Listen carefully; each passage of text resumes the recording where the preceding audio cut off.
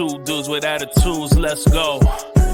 It's the two dudes and our attitudes, ruthless, aggressively speaking, so let's do this. We're Ryan and Denton, they here to get your attention. The 5-star broadcast, shit, start to the ending. Whether it's the E or it's all E, the two dudes with the attitudes that bring the heat. Get the point, yeah, it's on, time to lock in. Listen to the podcast where they get it poppin'.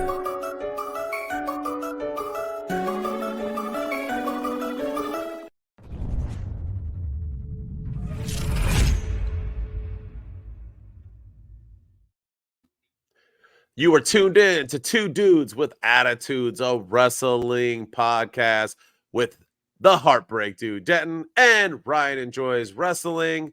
Mr. Ryan, what is going on, my man? How has it been since yesterday when we did WWE?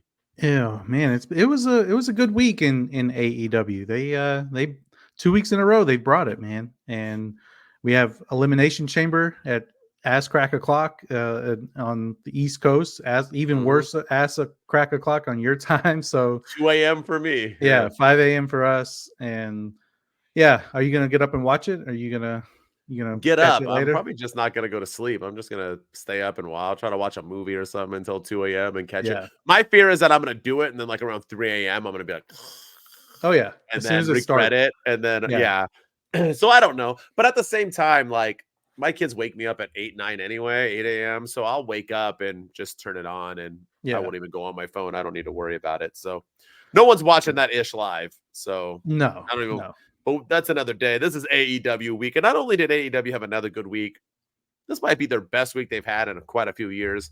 And they're listening. Tony Khan has finally woken up, got out of his, baby mode of being a spoiled little brat, not wanting to change things to the hardcore fans. And seems like he's trying to relate to the casuals. And we'll get into that this week. So a lot of good stuff. And he proved our point on that. Not only does he listen to the podcast, but at the same time, there's some news going on, is there not, Ryan? What's happening here in AEW? Yeah, so Tony Khan, he decided he must have listened to Two Dudes with Attitudes, or he's just been listening to he's been following at Two Dudes PC on X and listening to us complain there. But either way, it worked. But he has brought on a new member of the AEW creative team, and her name is Jennifer Pepperman.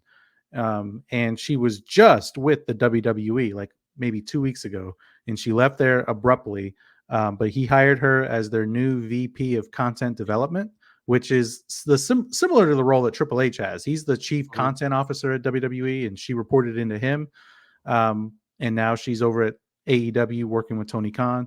It's believed that Mercedes Moné, who is at AEW Big Business, that's supposed to be the rumor in March 13th, that was a big reason for this whole hire, is the two are pretty close, and she used to write for her specifically when she was in WWE. And she's, according to this, the belief is that she's going to be Mercedes Moné's exclusive writer, but she's also going to be Jennifer Pepperman's also going to be heavily involved with women's storylines as well as working on men's storylines. So the AEW creative team it'll be Tony Khan as like the primary booker, with a creative team that now includes Jennifer Pepperman, and then wrestlers Bryan Danielson and Sanjay Dutt. And then they have Will Washington, Jimmy Jacobs, and Jerry Lynn also on their creative team. So let's see what happens. I mean, I don't really know much about Jennifer Pepperman in terms of like was she in Hollywood before or anything like that? But I think she was. I think she was a producer or something for a while. Yeah. Yeah, I can't remember who, because there's a picture of her holding like an Emmy. Yeah. So she, I think there's a lot of people who say she's amazing. Eric Bischoff's one of them. So she's one of the smartest minds he's ever been a part of. So yeah, I don't know what she wrote in WWE. She's done soap opera stuff. Yeah. So she was a director of As the World Turns. She was on the production team for Guiding Light and for One Life to Live. But yeah, as far as what she wrote in the WWE, they keep all that stuff pretty close to the vest. But yeah, I think this is going to be a huge win for AEW. I think if they use her right and she helps, because it also just shows that Tony Khan is serious about fixing the women's division. If she's going to be exclusively writing for the women's division, I think it could help. And who knows what Mercedes Moné is going to bring to the table, but it sounds like they're putting all their eggs in the Mercedes Moné basket. So we'll see what happens. Yeah, I don't want to harp on that because I don't want to be negative. I want to talk a lot of positives going on in AEW. But here's the thing. It's good news, right? He needs better storytelling. He needs to focus more on that, on pushing stories, more promos. I get the WWE fans love the time limit draws, want every match to go 20 minutes. I get it. But to get to where you need to get to, when people keep saying how casual fans aren't who you need to go for and who you're trying to yes it is. I'm not saying take away from the hardcore fans. Wrestling is still wrestling always, but you need to kind of relate to the casuals as well, because that's how you get ratings. That's how everything in this world works. Few companies just stick it to their way, right? Most companies will go out and try to cater, whether it be making veggie burgers now, or whether it be doing something in that, having things in their store that they sell that maybe their politics don't believe in, but they know will sell in their stores. Sometimes you just have to go with the flow to the people who aren't invested in you so you can bring in more business. That's how business works, people. If you just keep selling to the same 15 people, you're never going to grow. And that's what kind of AEW has been doing. I think next they need to get Scott D'Amore. They need to get him in as well. Let him run the men's, let her run the women's. Let's have some fun with it. Let them even code together, whatever it is, and get rid of Bryan Danielson and other people as writers. It's never a good idea. Yeah. Current wrestlers. If he wants to retire and then write, so be it. But I never like the idea of current wrestlers because it's too on the sleeve, too close to home. Like, get rid of that. Just have people who aren't the characters, the talent, right, and get some real writers in here. No, I mean, Brian can still be there to help, throw in some critiques because he has the knowledge and the experience of it, but let other people write the stories. That's what I'm like. Let the writers write. Yeah, and I think I agree with you. I think have Scott D'Amore come in and run the men's division. Let Jennifer Pepperman run the women's division. Everything goes through Tony Khan. He has final approval, and then let the wrestlers run with it. So I do like that. I think Tony Khan's biggest issue has been follow-up on stories. We've always talked about how he is good at starting a story, but he's never really been good at continuing a story or even concluding a story. We just saw last week a couple weeks ago, the Young Bucks ended Dynamite with blood on their suits from beating up Sting. And then the next week, Darby Allin doesn't even mention it in his promo. And he's talking about Cody Rhodes instead, and AEW getting back to its mission statement. Now, this week was a huge, they took that back in the right direction. But it was just like that kind of stuff. And I think Jennifer Pepperman can help with, she used to write for soap operas, so she knows about long-term storytelling, but she also knows how to finish a story. No pun intended, but she knows how to finish a story and conclude things. And that's I've always felt like that's been Tony Khan's weakness. He's good about starting. Look at the Devil. The Devil in AEW was probably one of the best things they had going.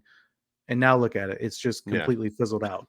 So and it got lost, and they don't need to script what the wrestlers say. Once again, give them power, give them bullet points, bing, bing, bing, bing, bing, and let them just go with it. I mean, it's very simple. You can do both, and so props to AEW. I mean, it looks like they already started that, which we'll get into when we talk about Rampage and Dynamite. No collision this week, obviously, because an awful, disgusting display of basketball is more important than a collision. But once again, why it shouldn't be on Saturday night. And we need to get rid of the All-Star Weekend. If the players don't give two rats about it, we shouldn't either. Get rid of it. It's a joke. It's laughable. But I will say, it's really a sad state of affairs when AEW gets kicked off of their own channel for the All-Star game, and then the commissioner of Adam Silver's holding WWE championship belts. I mean, that's a sad state of affairs when your own network is putting on letting them.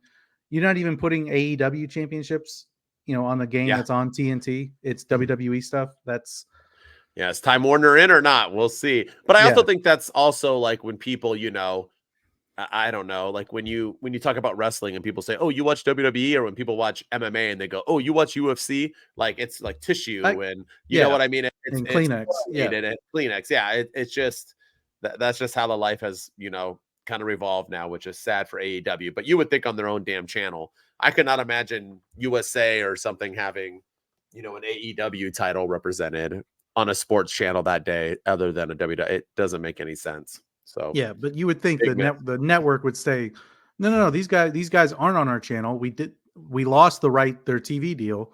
Let's not promote them any more than we need to. But hey, here's Adam Silver holding the WWE Championship belt. Like, just on a night that AEW got kicked off to put the All-Star game on. Like, it's a sad state of affairs. It's pretty petty. Triple H is a smart man. All right, Yeah. you ready? All right, let's get into some Rampage. They had to step it up too on Rampage because there was and it was pre-taped like a week in advance, right? But they had to step it up. No collision.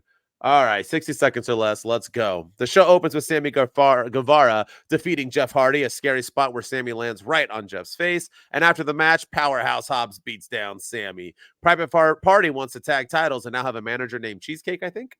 The BCC are ready to take on FTR next week. The Outcasts and Ruby Soho are still breaking up, and Harley hits Saraya with a spoon on her chest a few times, like nonstop. It was got a little weird. Dustin Rhodes and the Von Erich boys defeat some jobbers. Toni Storm is so angry at Deonna Purrazzo that she literally ankle locks her homegirl. The Queen finally gets a win by defeating Anna Jay. Angelo Parker gives Ruby Soho a Valentine's Day gift that he got from Walmart, and they will have a date next Wednesday. And in the main event, the Bang Bang SZA Gang defeats Jay Lethal, Jeff Jarrett, Sante Singh, and the Dark Order. They close the show with the Bang Bang SZA Gang celebrating, and the world of AEW is happy. And that's the Rampage review. 60 seconds or less. So this was a pretty controversial episode of Rampage because of the Jeff Hardy Sammy Guevara match where Sammy Guevara did a shooting star press. Hey, my former username. It's still the greatest wrestling move in professional wrestling history, by the way. I love that finisher, but it's also pretty dangerous, as we saw from Sammy Guevara. And it looks like I don't know if Jeff Hardy messed up or if Sammy messed up, but either way, Sammy Guevara took some heat because he executed the move incorrectly, and it hit Jeff Hardy in the head, and a lot of people thought Jeff Hardy was concussed. There's still a debate about whether or not he had a concussion, but it turns out he just suffered a broken nose. And this is apparently another person that Sammy Guevara has allegedly injured in the ring, Matt Hardy being one, Jeff Hardy being another, and there's been others that have talked in the internet was abuzz because he's unsafe and they need to take him out. And I thought this was the safest place in the world to work, Tony Khan. And they didn't stop the match. And I think that was the big issue, is that they should have stopped the match. We saw Shotzi, they stopped the match and they figured out what to do on the fly. Austin Theory. Yeah. The stuff with Carmelo Hayes, both of them, they stopped the match. There's been other times where the WWE has stopped the match and AEW just kept this match going. This was like early on in the match too, and there was still another like 5-6 minutes left in the fight. And it's just, why couldn't you? It's Rampage, it's pre-taped. Why didn't you edit it out? Why didn't you just stop the match? And they replayed it like 3 times too. Yeah, unless it's going to be part of Sammy Guevara's gimmick going forward, which I don't want that to be, because then you have the guy Rich Holland in WWE doing that, and I don't like it there. Why? Like, what purpose did this serve? Why didn't you stop the match and send Jeff Hardy to the back and get him looked at, and then maybe you can do a rematch in a few weeks when he's healed and up to speed. But if you say you're the safest place in the world to work, and then you do stuff like this, it just makes you look like a clown.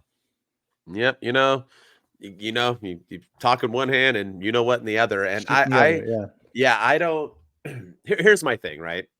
I want to make it clear.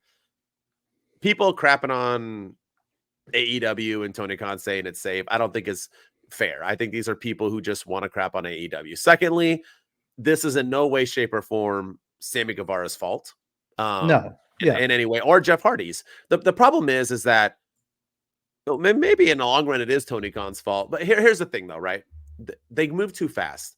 Every match. Why was this match a no ladder or ladder match / no DQ match? Like, why? They don't even have beef. Why are we making why can't we just wrestle in AEW? And there's too much. When you constantly have a no DQ match 3 times a week, 4 times a week, bad things are going to happen. These guys are professionals, but they're not freaking perfect. And the shooting star press, when he hit, it looked like he was, landing it perfectly. But when Jeff's knees went up, it looked like that kind of shifted Sammy's body to then hit him in the head. Stuff happens, man. These guys know that. None of these guys are mad at each other. So the fact that everybody's like, "Oh, AEW," or they're not trained right, or "Oh, Sammy Guevara injured." Shut up. Like, Yeah. shut up. You Yeah. don't do it. So shut up. Here's the Yeah. thing though. That's the thing. This is my problem though. And and I had even a bigger problem on Wednesday. Here's the thing. Jeff Hardy was out.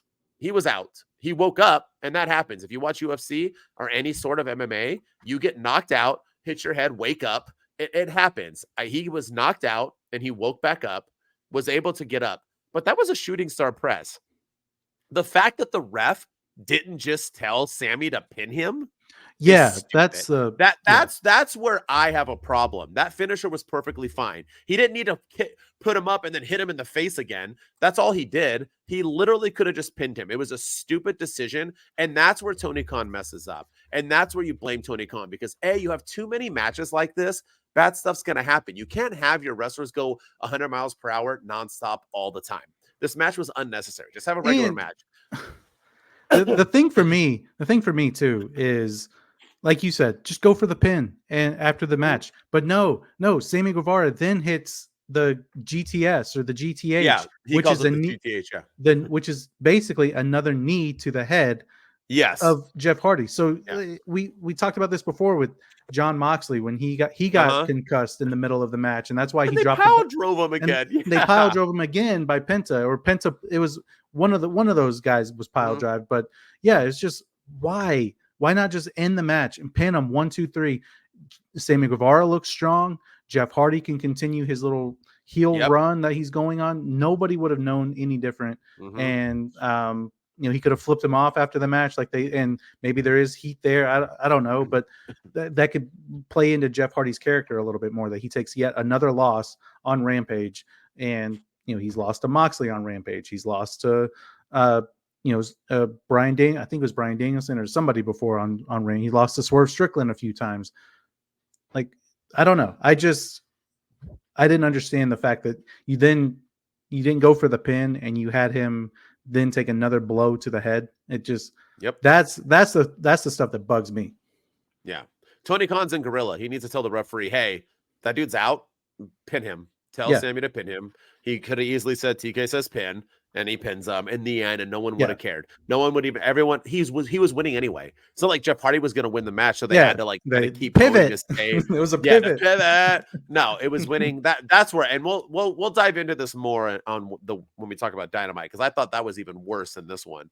Some good things though was going on. I like that they are pushing stories. We once again are continuing to have the Outcast thing. We're having the date that nobody gives a crap about being moved on, but we're also constantly having Toni Storm on there too, kind of getting her mojo going and her hate for Deonna Purrazzo. I think she's been on every week on Rampage, a little quick segment about how angry she is about something that Deonna said on Wednesday or so on. So I do like that Rampage is now being used to push actual storylines, not just storylines used on Collision for no reason. And the main event, I crapped on it. I thought it'd be stupid to have 12 dudes in a ring. I thought it worked. I thought they had enough time. I don't know what we're doing with the Bang Bang Scissor Gang. They don't really have a place right now. Now I just feel like we're just throwing guys together just for the fun and shits and giggles. But I enjoyed the match. I thought all 12 guys did good. Even Singh got in there and had some good momentum. I always am confused in those kind of matches because, Santam Singh is in there like dominating and beating people up and toying with them. And then he just like tags out. Like, I feel like if you're just in there like dominating, why don't you just pin the dude and win the match? Wrestling is funny sometimes, but it's not like the guy like started like punching him in the stomach and then made a hot tag. And then Singh was like, oh, my stomach. No, he was like literally just like beating the bananas out of him, like seizing him to his dad. And then he was like, all right, I tag now. I didn't get that, but I enjoyed the match. I thought I was going to be like bored by it. I thought it was a fun little match to close out Rampage. Yeah. I thought the story elements in this match were good too, because there was, Billy Gunn. They talked about it on Dynamite too, when it fed in when they did their backstage segment. But there was it looks like there might be some tension between the Bang Bang Scissor Gang, and Billy Gunn accidentally knocks somebody off the rope, and then he goes and hits the finisher with the guns and not Jay White. So maybe it's leading to a potential. I mean, which is what we all think this is leading to anyway. Not, yeah. So, but I do appreciate that they're telling that story in the ring. as opposed to, just having it end abruptly when everything's all hunky dory. I did like that they're sharing that story in the ring. Yeah.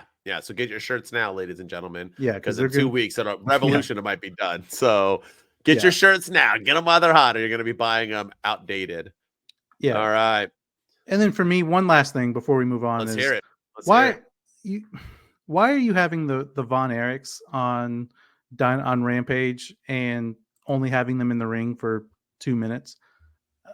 I don't understand. Like I don't understand that. Like these guys were the focal point of the movie, The Iron Claw, which your champion was in, by the way, your former champion now was in that movie, and yet they've been on the Rampage a few times, they've been in the ring a few times, and yet this match they were in.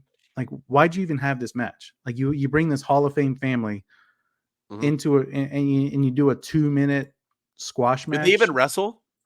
I don't think they even got in the ring. I think no, they didn't. They just at the end when they did the Iron Claw to. Yeah, and Dustin Rhodes did all the work. Dust, yeah. Yeah. I don't understand. Like, what was the point of this? What, like, if you're going to use the Von Erichs, I feel like they deserve to be used a little bit better than that. So, I mean, I don't know if I want to see them in the ring on a regular basis. I don't know if they're ready for all that or if they can handle that, but they deserve more than a 2-minute match with Goldust. Yeah, I agree. And if you're going to bring them in, then they better be ready for the show. So I'm assuming they are. And if you were going to bring them in, why didn't you bring them in a lot more? Why weren't they on every week leading up to the movie and after the movie? Why now? The movie's already on like digital. You can already buy it. It's already like outdated. I felt like that was they're hot and build them. Yeah, I felt like that was a missed opportunity, and you could have done something with MJF because he, he's in the movie, he's your world champion. Could have hyped him. Yeah, he could have introduced them, and he was a babyface at the time, so it's not like he would have bashed them, or it would have made sense that he partnered with them. So yeah, but the fact that, here's the thing: we probably won't see the Von Erichs again for another 6 months or 3 months or whenever, because they were in the ring before when the Iron Claw came out, but with their dad, Yeah, but now they're not. That was like the last time we saw them, and now they're just in a random match with Dustin Rhodes. It makes no sense. Yeah, I don't get it. They should have used Zac Efron too. Could have helped. Yeah. All right. He's dreamy. Yeah. Well, I don't know. His jaw now is all weird. I don't know. He messed himself up. He did. All right, let's get into some Dynamite. In my opinion, once again, I thought Dynamite last week was good. This is the best Dynamite I've seen in a hot minute. 60-second or less review. Let's go. The show opens with the BCC and FTR wrestling to a time limit draw. They brawl after the match. Orange Cassidy is cleared to wrestle. I didn't know he wasn't. FTR and BCC will rematch at Revolution, I think. Orange Cassidy defeats Mike Bennett in a non-title match. The Kingdom beats down Orange after the match, and Jake Hager makes the save. Ladies and gentlemen, Jake Hager. Angelo Parker and Ruby Soho go on a date, and for some reason, they meet at Dynamite before the date. Ric Flair has arrived to the building, and he's upset that he wasn't included in the Sting match. He has a meeting with the Bucks. Daniel Garcia cuts a promo, and for some reason, he's next up for Christian. I didn't get that out of his match before that. Q Cage, and of course, he talks about his dead dad. And they're going to wrestle at a Revolution. He will be his father. Not only will Christian Cage win the match, he will be his father. Yikes. Hangman Page pep talks Hook and Rob Van Dam to hurt Swerve Strickland. Tony Storm beats a jobber. Deanna almost kills Madison Rayne, but after the match, we get a cool black and white split screen a couple times, which is like mind-blowing how they do it. Good job to the production team. Sting cuts the greatest promo of his long career and tells us his dad passed away, and the Bucks should be worried. Wardlow follows that with his best promo as well, and he's here to kick ass and take names. And in the main event, Brian Cage, Swerve Strickland, and Samoa Joe defeat Hangman Page, Hook, and RVD, with Joe tapping out RVD to close the show, and people fall for Hangman Page actually being injured. And that is a 60-second or less Dynamite review, Dave Meltzer. Oh man, that was a fun episode. It was very storyline driven, very promo heavy episode, which to me, that's, you don't need to have every match you don't need to have the show be 35-minute match to start, and then a 35-minute match at the top of the second hour, and then a 15-minute, 20-minute overrun. Yep. to close the show. I think this show was good. It was a solid episode of Dynamite this week for sure. I agree. Like I said, I liked almost everything about it. Basically, there were some I didn't, but let's start off with the likes. Are you ready? Should we start? Yeah. Let's start with promos because that's where they went. So let's talk about the Sting promo. Let's talk about that for a minute because I did say it was the greatest promo of his career. Dude's been around for 700 years. Here's the thing, right? Sting was never known for his promos.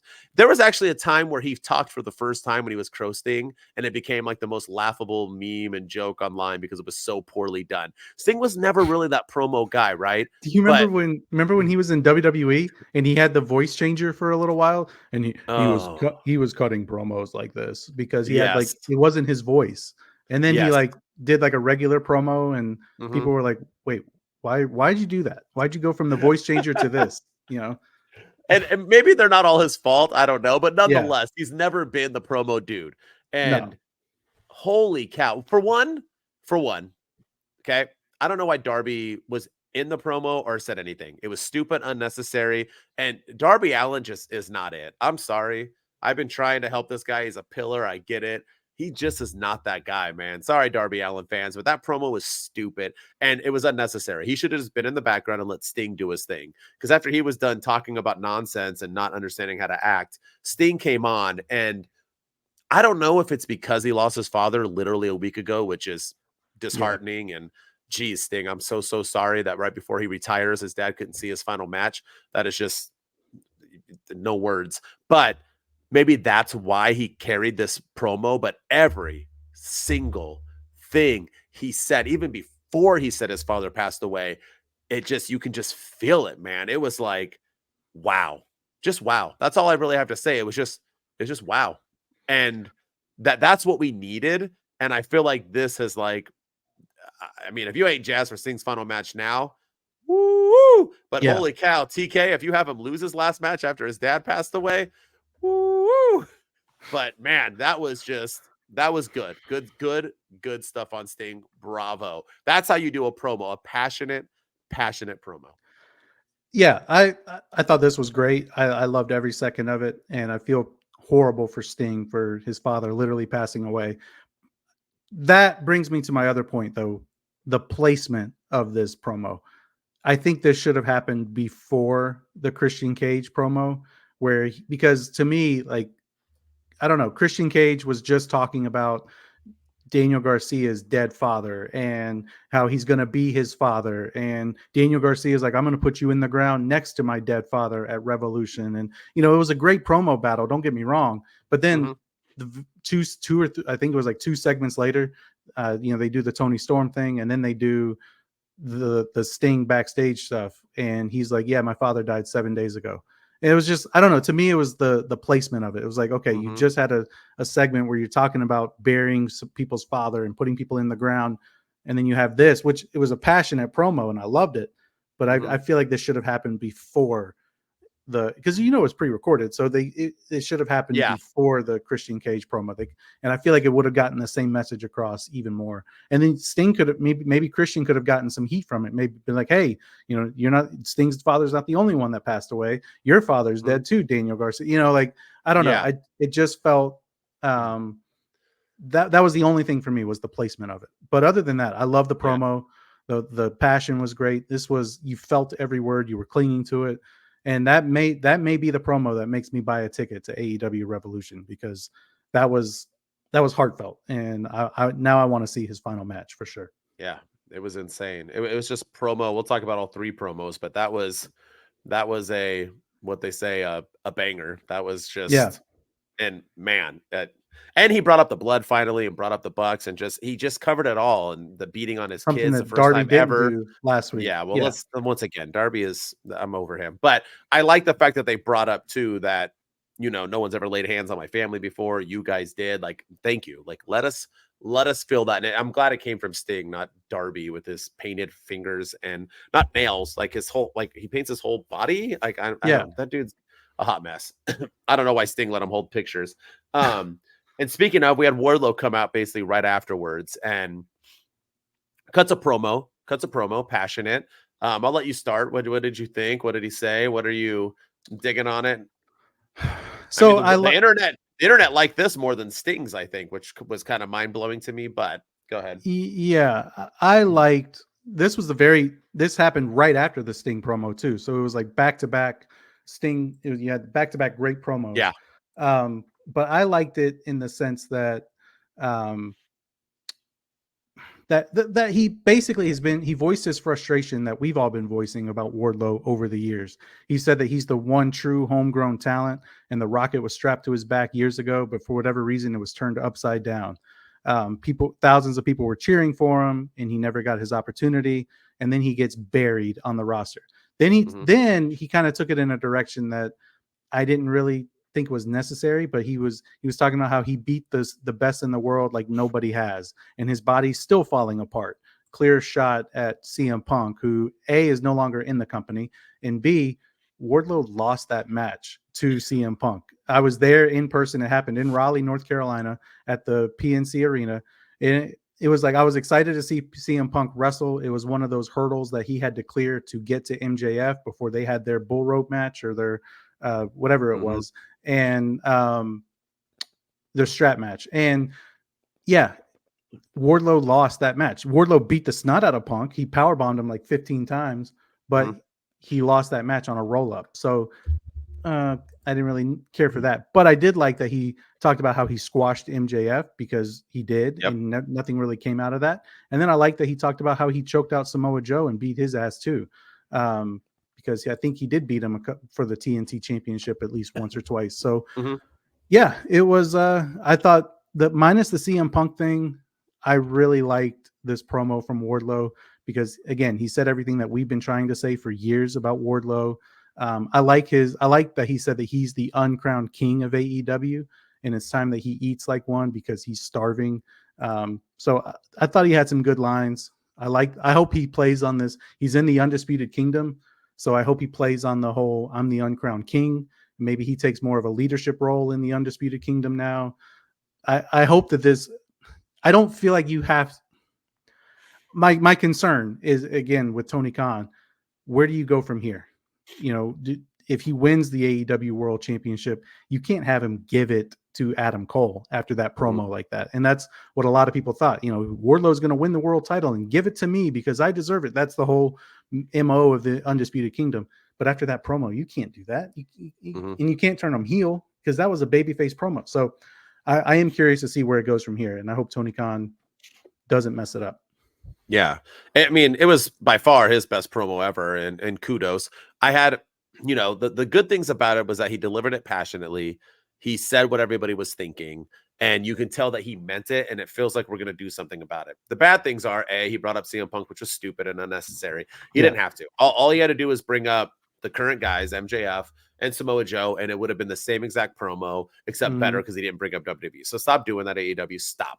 I'm always conflicted with a promo talking about how you're not being booked correctly, because isn't that kind of dogging I mean, we have all these AEW hardcore fans that talk about how AEW is the greatest thing ever.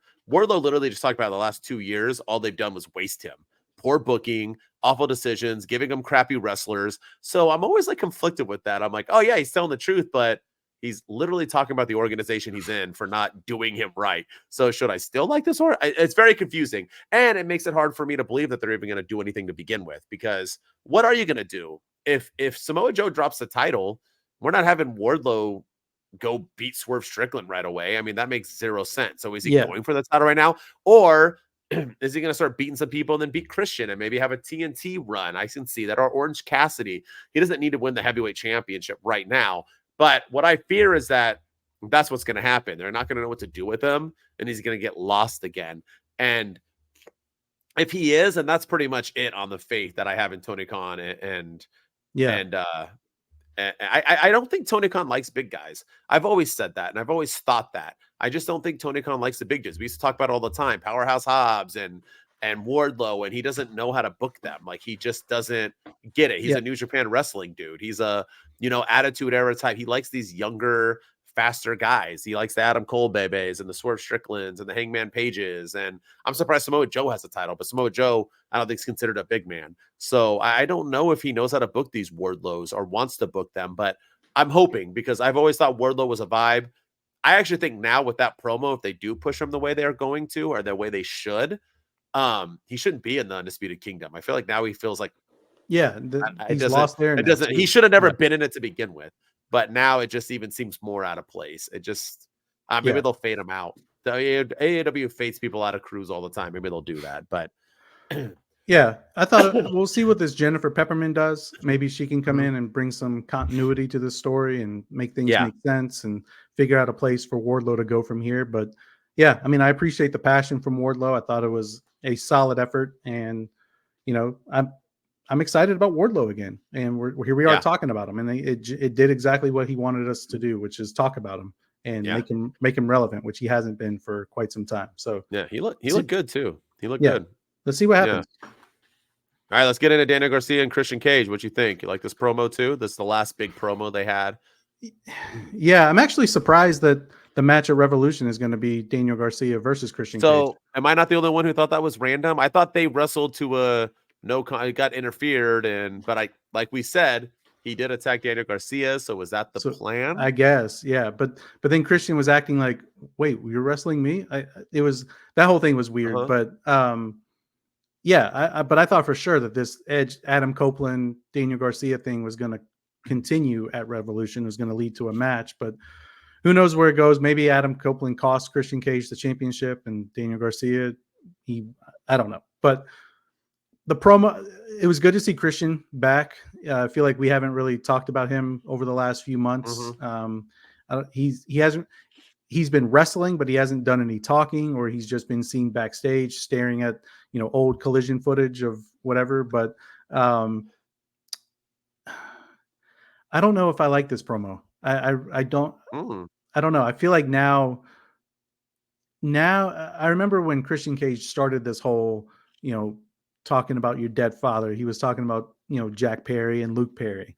And then it became the patriarchy, and now it's just every single promo. Hey, your father's dead. I'm coming. That's why that Christian Cage was the first thing I thought of when Sting made his promo about his father dying. I was like, please don't do this. Please don't do this. And I'm glad they didn't.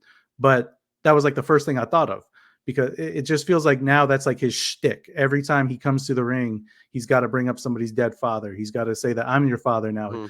And I get it. It was cool at first, but now it just feels a little over the top. But I liked the promo. I liked the passion from Daniel Garcia. I feel like, this was the week of, AEW guys, cutting great promos, because Daniel Garcia, that's probably the best promo I've heard from him. He was more serious. He wasn't the dancing guy that he normally is. He was pretty serious, and he talked about how he's going to put Christian Cage right in the ground next to his father. Thought that was a good line. But I don't know. I'm just kind of, I feel like all Christian Cage does now is talk about dead fathers. Like, it was cool when it was a part of his gimmick. Now it's his whole gimmick, and I want him to do more with his character, because he can be such a great heel. And yes, that is a way to get heel heat, but I feel like there's other ways to do it, and he's so good at it. I want them to capitalize on it a little bit more. I don't know. I kind of like it. I'm not gonna lie. I put out a TikTok today about how it should make dads worry out in the world today that all we do is die before our kids hit the age of their prime. But no, I mean, that's his gimmick, man. They sure have a shirt out right now that says "Christian is my father" that Homeboy's wearing. I mean, he's beaten. I mean, I think they probably wanted him to call himself daddy, but they went with father, I think, to try to be a little bit more, I don't know, non-graphic in that sense. I mean, it sounds better after I beat you, I'm going to make you my daddy. But daddy ass and all that, yeah. Yeah, so you I have think Scissor Me Daddy. You have Mommy in WWE. So I think father works. But I like it. I mean, he's Darth Vader, man, and he's your father. It's just he's a very dark. He delivers it, and every time he delivers it, it gets a reaction. It makes people cringe. It's hardcore. And I mean, that's what a villain does, man. A villain's gonna villain. No, I mean, he ain't gonna care. I like Christian. Keep Christian and Christian. Yeah, keep doing I love your Christian. thing. I'm okay. I just want him to do more. I want him to. He's such a heat magnet. Yeah, and I want him like every week. It's, hey, your father's dead. Ha ha ha. You suck. I get that. Like, I want him to do more to get that heel heat. And yeah, and I think he's got to get rid of Mama Wayne too. That's the other thing. But yeah, she's pointless. Yeah. Yeah. No. Especially if All right. he does want to be Daniel Garcia's father. Like, what's next? Is he going to hook up with his mom? Like, you dump Nick Wayne's mom to the side and go after Daniel Garcia's mom? I don't know. I just feel like How's she's her mom useless. look? Let's see. Well, I'll look it up. I'll let you know if that's going to happen or not. I did. But yeah. I did. Before we move on, I did think it was a nice touch. Apparently, the address he gave in that promo was a cemetery. It's a where his cemetery. father is actually buried. So I thought that was a really cool, creative touch from Christian Cage. It's hilarious in my opinion. Yeah, I thought it was funny that people Googled it and found it. Yeah. What else you want to talk about? It's a pretty jam-packed Dynamite. Oh man. Yeah, let's Flair. We got the BCC. We got a lot of. Yeah. So Ruby Soho had her date, and the guy got her a lift, and there comes a car, and she's like, "Oh, is that our car?" And here comes Ric Flair getting out of it, and he goes into the Young Bucks locker room, and it's just like, is he going to cost Sting this match? Why is he involved? I don't want him involved. I know that he voiced some frustrations that he wanted to be more involved with Sting's final run, but I don't think he needs to be. And maybe if Sting wants him, sure, but I don't know. I don't want him anywhere near Sting for his final run, but I have a feeling he's going to be involved somehow in the main event. Oh, it's just a Rock situation. It's going to be the same thing. He's going to side with the Bucks, turn on him in the main event, just like the Rock's doing with Roman, rinse and repeat. Basic booking. Nothing to worry about there. But then, I mean, it's better than him wrestling. Tony Khan's going to tweet about it and be like, see, WWE copied us when The Rock does because Revolution turns. Yeah. Yeah, maybe he's trying to ruin their plan. He's going to try to get them to pivot. Yeah, pivot. But yeah, and the date. Who meets at Dynamite? I mean, yeah, and when WWE does dates, they have them in like a fake restaurant backstage where they have cameras. At least do that. Don't do. Let's meet at Dynamite. Well, if I'm Tony Khan, I'm pissed. Like, why are my wrestlers fornicating on my show during business hours? Like, why are they meeting? And they're coming to work just to go on a date, and they're leaving.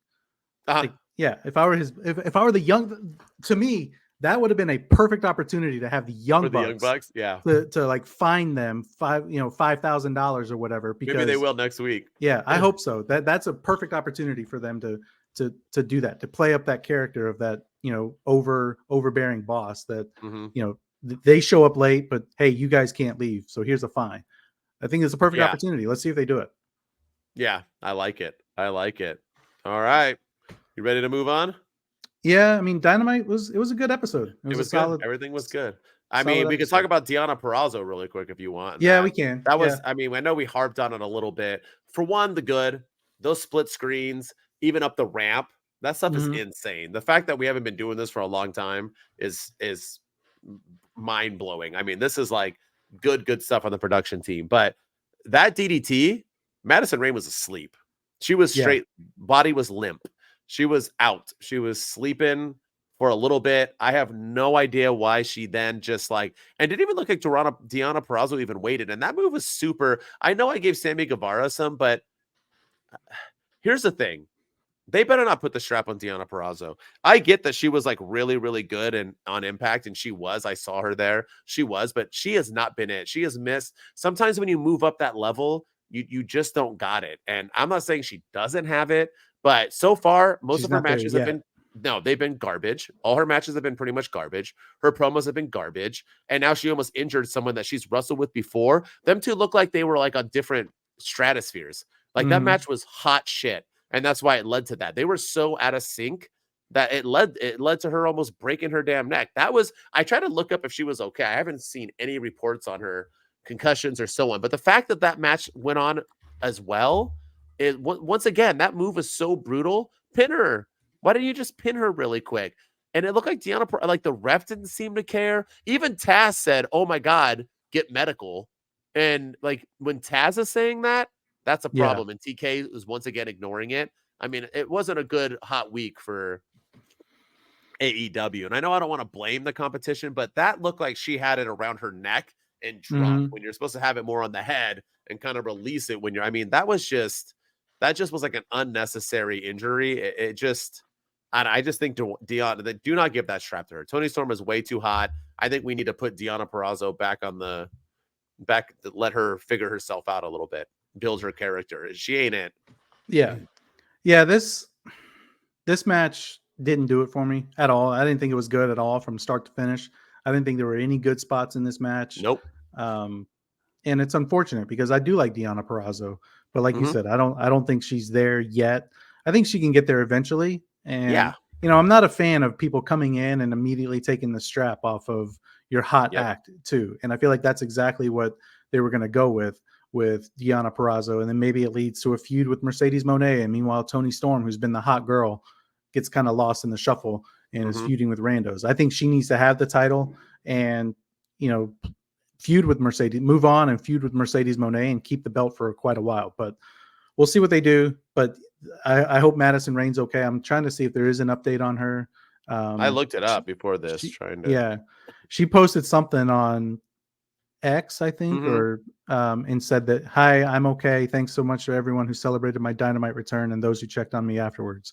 But there's no sign of things like I had a concussion or I have a Mhm. broken neck or I'm out for the season, Yeah. be back in time for the playoffs. There's no sort of updates like that. It's just, hi, I'm okay. So Yeah. thankfully she is okay. And yeah, but they gotta all these the thing with AEW, like, yeah, they had the Sammy Guevara thing was a little bit of an extreme match, but it feels like these injuries happen just on these fluke occasions. And Mhm. like that was just your typical DDT. Now she probably executed it wrong, but 100%. Yeah. I don't know. It just like, and then you have the Hangman Page twisting his ankle or not twisting his Mhm. ankle. Adam Cole broke his ankle jumping off the Mhm. stage. CM Punk broke his foot climbing into the crowd. It just feels like all these fluky things happen only in AEW. And it seems to happen. They always say bad things happen in threes. And, you had the Sammy Guevara, Jeff Hardy incident. You had the Madison Rain. And then whether or not he's hurt, Adam Page. And we'll see. We'll see. But Yeah.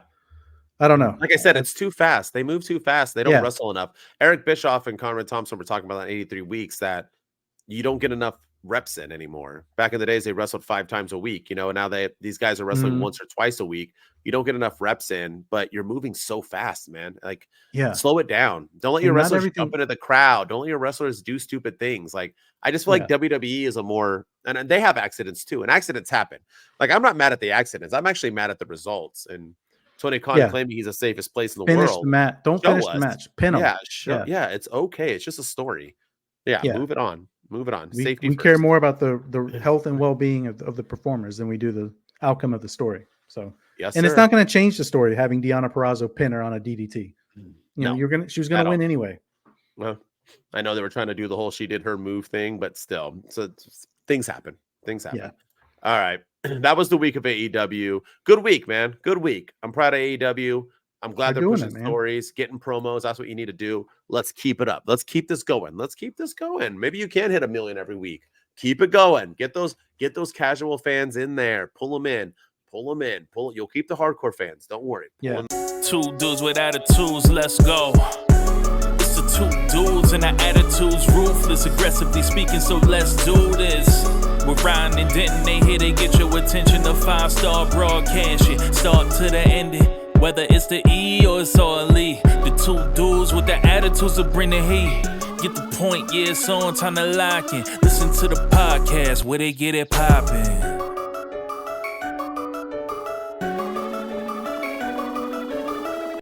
2 dudes with attitudes, let's go. It's the 2 dudes and the attitudes, ruthless, aggressively speaking, so let's do this. We're Ryan